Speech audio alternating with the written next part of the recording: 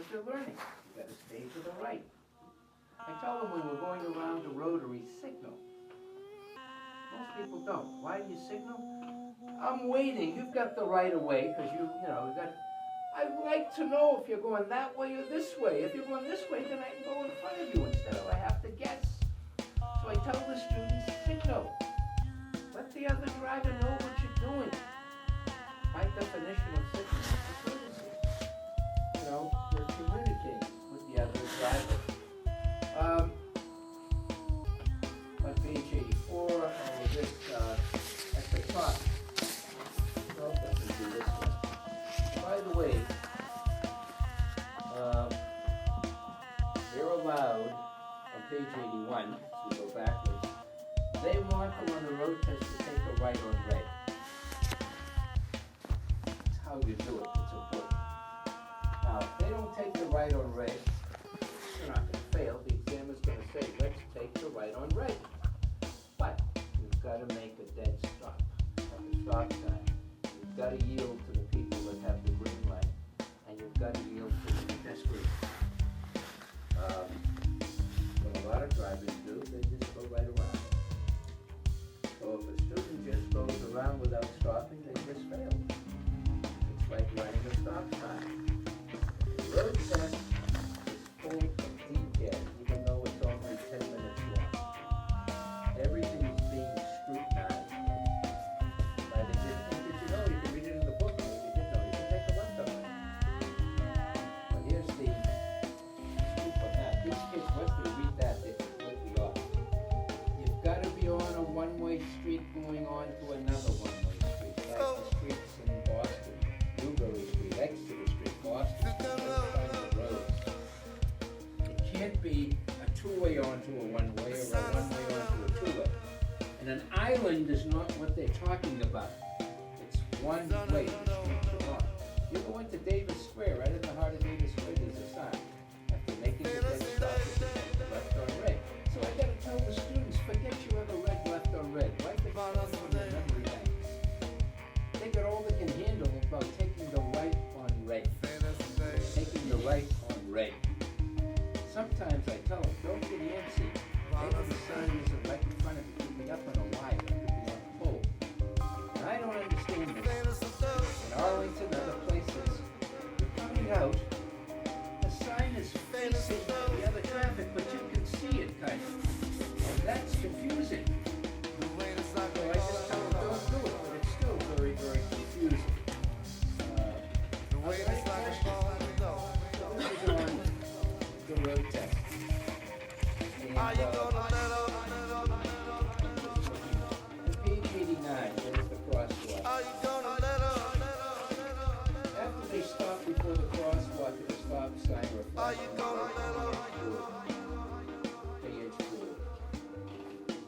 page 90, they were the hand signals. By the way, when they're giving the hand signals, they don't want them to give them inside the car. When they give them inside the car, the examiner will say, wrong! Means open the window, get them outside, so that they can see what's going on.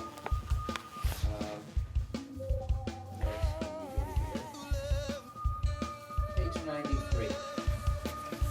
This is how I tell them on the side streets how to make a right-hand turn without swinging into the opposing traffic, without banging into the curb stone. And I try to explain to them, when you're taking a right on the neighborhood streets, it's not hit or miss. There's a method to our madness. If I'm going to explain to somebody how to take this right here, I tell them, let the front of the car go well beyond the round part, the curb. How far? From the beginning of the grill, the front of the car, to where the windshield starts, on the passenger right side mirror. Once you get, bring it in. You're afraid to turn the wheel in. What we're doing it in this manner to compensate for not going to curbing. But if there's a touch of the curbstone, you're going to hit. You're going to stay a foot or two away. But on a road test, dangerous. It's going to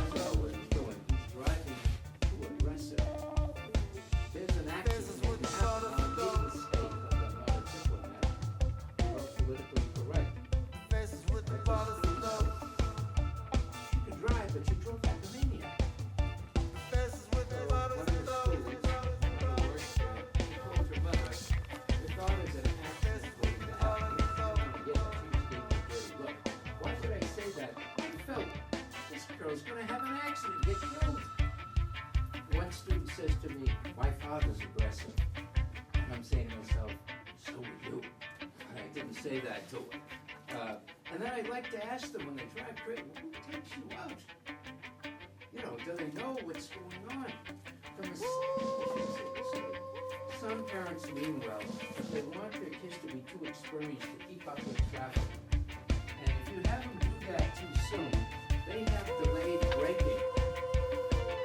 And when the other guy's got his foot on the brake, they're still going. Because they don't see things right away. They're not observant. And this is what can transpire. When they're coming up here to take a left, I tell them the guy going straight has the right of way. So here's what they do with a green light. I love this. They've got the red light. Prioritize your looking. The guy over there is the one you gotta look at.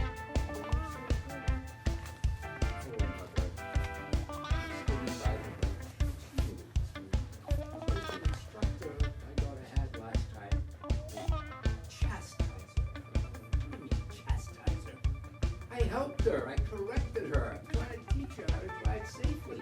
You don't want me to say anything. Found something else. Girls. Little girls. They can be complicated. Tell them something serious. And they go, I want to strangle them, but I found out.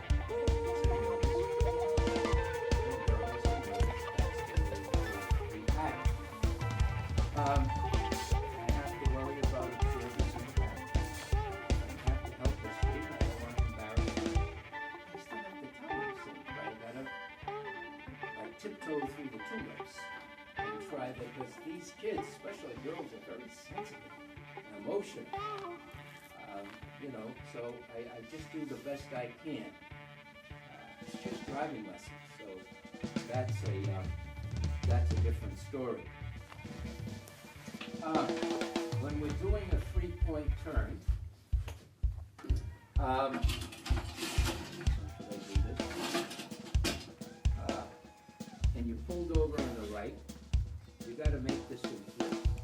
You go over to the other side, one, back up two, complete it in three.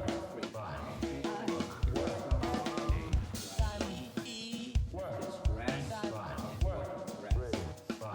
I tell the students, we have this happen in driving lessons. Somebody is waiting for them. And when the students completes the 3-point time, people go, they really mean it. Nice job. They didn't mean it sarcastically. Some other people that thought we were holding them up, they give us, I guess, another sign. At night, there are people that are waiting to turn off their headlights. You know it blinds the student at night. The other people that you can't do that here. We have a sign in front of the car of advertising.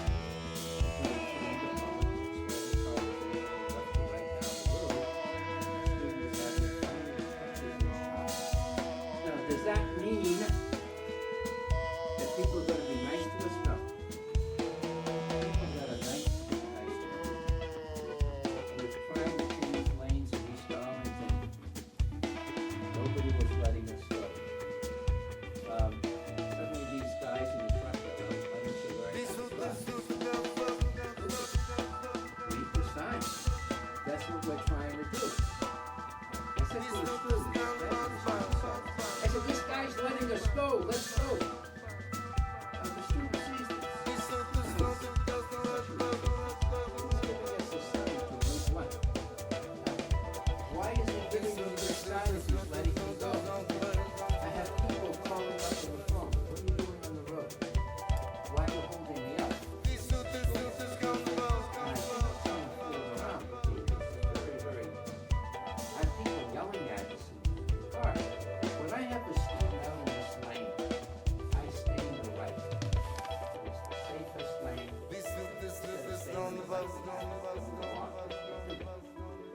Stay in the right lane.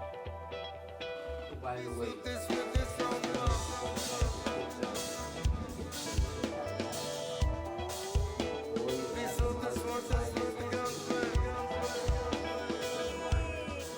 now, when you're getting pretty close to the parking lot,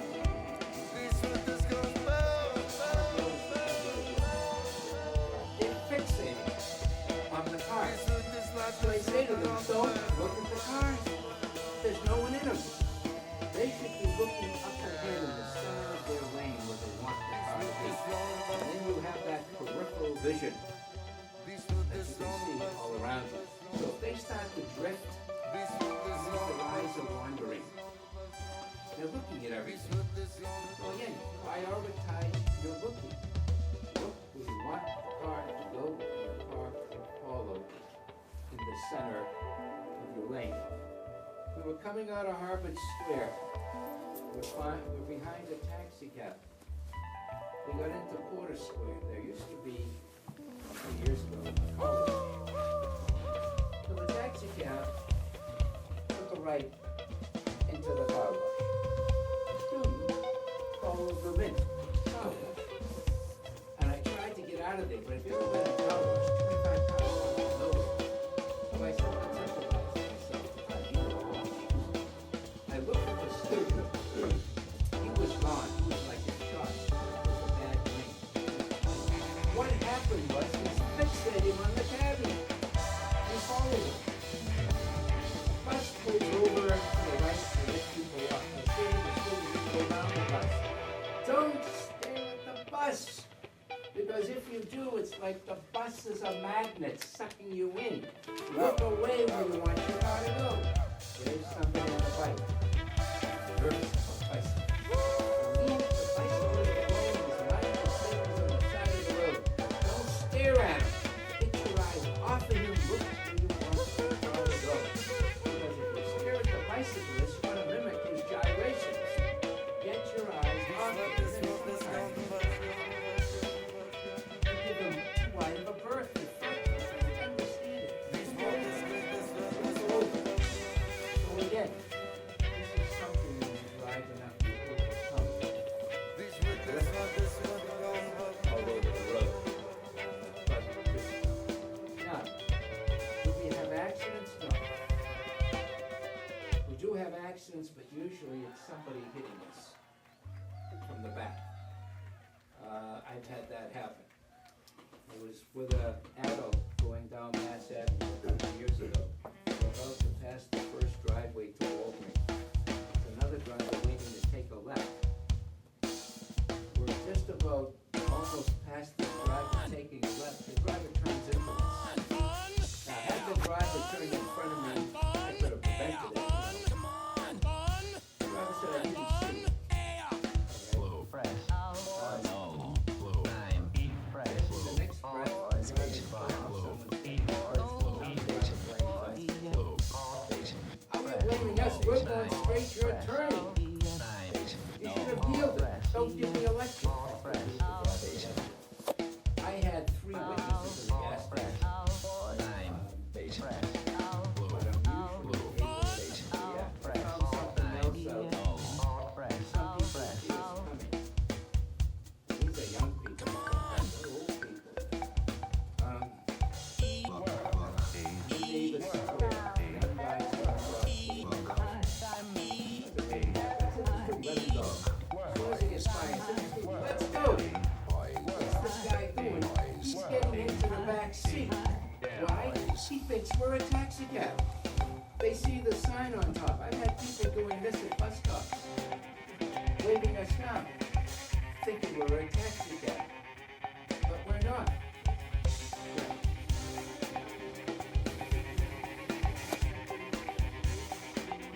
No, not a steering wheel. We have to have a brake. There was no driving school from New York. Came here. They had dual steering wheels. Student was going for something, and the instructor yelled at him, let go, you're not going to move. But he felt the instructor turning the wheel and he fought him. They're both vying for control of the wheel. They went into a stop and shop by this window. No one got hurt. We have a break. Now, when I'm coming up the right, I can tell if the student stop to the left. When they ask me, the car is slowing down. They don't see the light. So again, I put my foot on the brake. Most students will say I can see the light. Once in a while, somebody wants to argue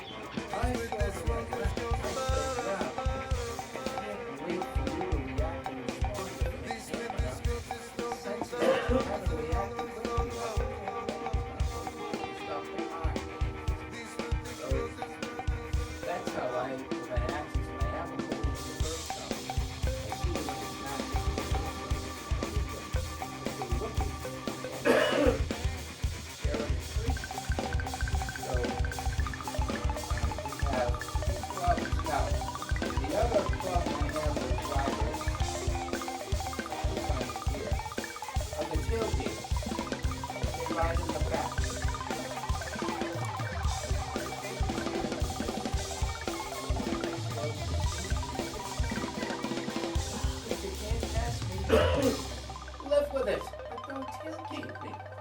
The drivers that tailgate other drivers, if that driver has to stop short, they plow into him. That other driver is being tailgated. The driver that's doing it doesn't usually take most of it. I'm on the highway, driving my truck. When people get near they're less than a half a mile. They're on top of you. You know, and I say to the student, relax. Get back, have that buffer zone.